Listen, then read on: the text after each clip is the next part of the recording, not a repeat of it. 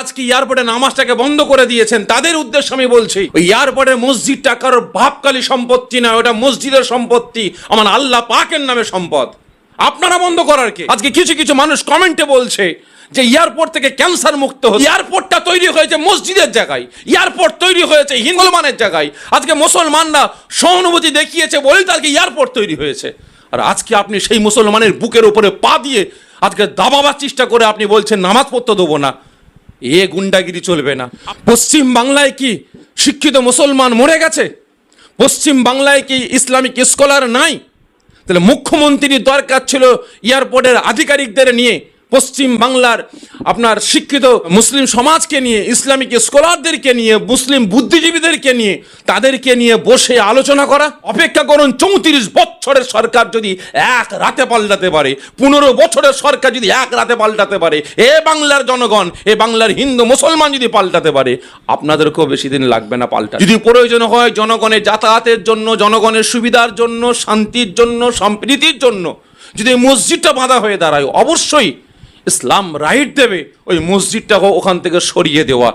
তা বলে আপনারা গুন্ডাগিরি করবেন, দাদাগিরি দেখাবেন, একটা সম্প্রদায়কে নিয়ে ছেলেখেলামো করে বেড়াবেন। আজকে খুব দুঃখের সাথে বলছি, বুকে ব্যথা লাগছে বলে বলছি, কষ্ট পাচ্ছি বলে বলছি, আজকে শুক্রবার জুম্মার নামাজ, শত শত মুসল্লি মসজিদে নামাজ পড়তে যাবে, সেখানে শত শত র্যাব দিয়ে, পুলিশ দিয়ে, মহিলা র্যাব, মহিলা পুলিশ দিয়ে সেই জায়গাটাকে আটকে দেওয়া হলে মুসলমানদের নামাজ পড়তে দেবে না।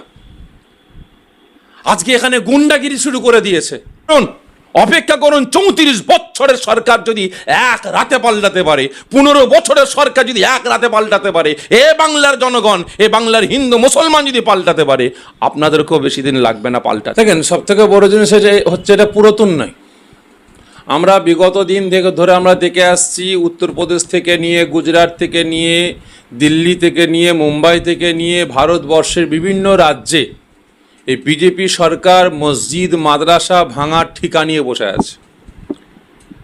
34 বছর সিপিএম রাজত্ব করেছে, 15 বছর তৃণমূল রাজত্ব করেছে। কারোর আমলে, কারোর রাজত্বে কোনো মসজিদের উপরে, কোনো মন্দিরের উপরে, কোনো গির্জার উপরে কোনো হামলা হয়নি। আর এই কিছুদিন বিজেপি সরকার আসার পরেই এই পশ্চিমবাংলার শান্তি, সম্প্রীতি, ঐক্যের বাংলাকে আজকে এরা ধ্বংসের দিকে ঠেলে নিয়ে চলে যাচ্ছে। বিগত দিন আমরা কুরবানিকে কেন্দ্র করে দেখলাম যে গোহত্যা বন্ধ করা হলো, তার সাথে সাথে আপনার রাস্তায় নামাজ পড়া বন্ধ করা হলো, তার সাথে সাথে আবার মাইকে আজান বন্ধ করে দেওয়া হলো। এখন আবার নতুন করে শুরু করেছে এয়ারপোর্টের মসজিদকে কেন্দ্র করে। আজকে খুব দুঃখের সাথে বলছি, বুকে ব্যথা লাগছে বলে বলছি, কষ্ট পাচ্ছি বলে বলছি, আজকে শুক্রবার জুম্মার নামাজ, শত শত মুসল্লি মসজিদে নামাজ পড়তে যাবে, সেখানে শত শত র্যাব দিয়ে, পুলিশ দিয়ে, মহিলা র্যাব, মহিলা পুলিশ দিয়ে সেই জায়গাটাকে আটকে দেওয়া হলে মুসলমানদের নামাজ পড়তে দেবে না। আজকে এখানে গুন্ডাগিরি শুরু করে দিয়েছে। আজকে আমি আপনাদের মাধ্যমে জানাতে চাই, আপনাদের মাধ্যমে আমি জানাতে চাই যে ওই সমস্ত গুন্ডাদেরকে যারা আজকে এয়ারপোর্টে নামাজটাকে বন্ধ করে দিয়েছেন, তাদের উদ্দেশ্যে আমি বলছি, ওই এয়ারপোর্টের মসজিদটা কারোর বাপকালী সম্পত্তি না, ওটা মসজিদের সম্পত্তি, আমার আল্লাহ পাকের নামে সম্পদ। আপনারা বন্ধ করার কে? আপনারা রুখার কে? যদি আপনাদের প্রয়োজন হতো, এয়ারপোর্ট আধিকারিকের যদি প্রয়োজন হতো যে আমরা ওখানে রানওয়ে তৈরি করব, ওখানে আমাদের অসুবিধা হচ্ছে, তাহলে এয়ারপোর্ট আধিকারিকের দরকার ছিল মুখ্যমন্ত্রীকে সাথে করে নিয়ে। পশ্চিম বাংলায় কি শিক্ষিত মুসলমান মরে গেছে? পশ্চিম বাংলায় কি ইসলামিক স্কলার নাই? তাহলে মুখ্যমন্ত্রীর দরকার ছিল এয়ারপোর্টের আধিকারিকদের নিয়ে, পশ্চিম বাংলার আপনার শিক্ষিত মুসলিম সমাজকে নিয়ে, ইসলামিক স্কলারদেরকে নিয়ে, মুসলিম বুদ্ধিজীবীদেরকে নিয়ে, তাদেরকে নিয়ে বসে আলোচনা করা। কারণ ইসলাম কোনোদিন অশান্তি শিক্ষা দেয়নি। ইসলাম সদা সর্বদা শান্তি, সম্প্রীতির কথা বলেছে। ইসলাম এটাও বলেছে যে জায়গা দিয়ে মানুষের যাতায়াতের অসুবিধা হয়, সেই জায়গাটাকে তোমরা পরিষ্কার পরিচ্ছন্ন রাখো। ইসলামের শিক্ষাও দিয়েছে।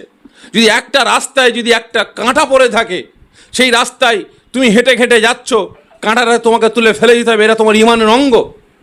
আর আজ সেই এয়ারপোর্টে রাস্তায় যাতায়াতের জন্য যদি মসজিদটা বাঁধা হয়ে দাঁড়ায়, অবশ্যই মুসলিম স্কলাররা আছে, মুসলিম বুদ্ধিজীবীরা আছে, এয়ারপোর্টের আধিকারিকরা আছে, মুখ্যমন্ত্রীর দরকার ছিল তাদেরকে সাথে করে নিয়ে বসে আলোচনা করা, এক টেবিলে বসে সিদ্ধান্ত নেওয়া যে এই মসজিদটাকে সরাতে হবে, আপনারা এখান থেকে মসজিদটাকে আমরা সরিয়ে নিচ্ছি, সরিয়ে দিয়ে অন্য বিকল্প জায়গা দিচ্ছি, সেখানে আপনারা মসজিদ তৈরি করুন। কি সেখানে মুসলিম স্কলাররা, মুসলিম বুদ্ধিজীবীরা মসজিদ নেবে কি নেবে না, অন্য জায়গা নেবে কি নেবে না, অন্য জায়গায় মসজিদ তৈরি করবে কি করবে না, সেটা তারা বিবেচনা করে বলবে। কারণ ইসলাম শিক্ষা দিয়েছে যদি প্রয়োজন হয় জনগণের যাতায়াতের জন্য, জনগণের সুবিধার জন্য, শান্তির জন্য, সম্প্রীতির জন্য যদি মসজিদটা বাঁধা হয়ে দাঁড়ায়, অবশ্যই ইসলাম রাইট দেবে ওই মসজিদটাকে ওখান থেকে সরিয়ে দেওয়া। তা বলে আপনারা গুন্ডাগিরি করবেন, দাদাগিরি দেখাবেন, একটা সম্প্রদায়কে নিয়ে ছেলেখেলামো করে বেড়াবেন। আজকে কিছু কিছু মানুষ কমেন্টে বলছে যে এয়ারপোর্ট থেকে ক্যান্সার মুক্ত হচ্ছে, আজকে এয়ারপোর্টে মসজিদ সরানো হচ্ছে। আজকে এয়ারপোর্টটা তৈরি হয়েছে মসজিদের জায়গায়, এয়ারপোর্ট তৈরি হয়েছে হিন্দু মুসলমানের জায়গায়। আজকে মুসলমানরা সহানুভূতি দেখিয়েছে বলেই তো আজকে এয়ারপোর্ট তৈরি হয়েছে। আর আজকে আপনি সেই মুসলমানের বুকের উপরে পা দিয়ে আজকে দাবাবার চেষ্টা করে আপনি বলছেন নামাজ পড়তে দেবো না। এ গুন্ডাগিরি চলবে না।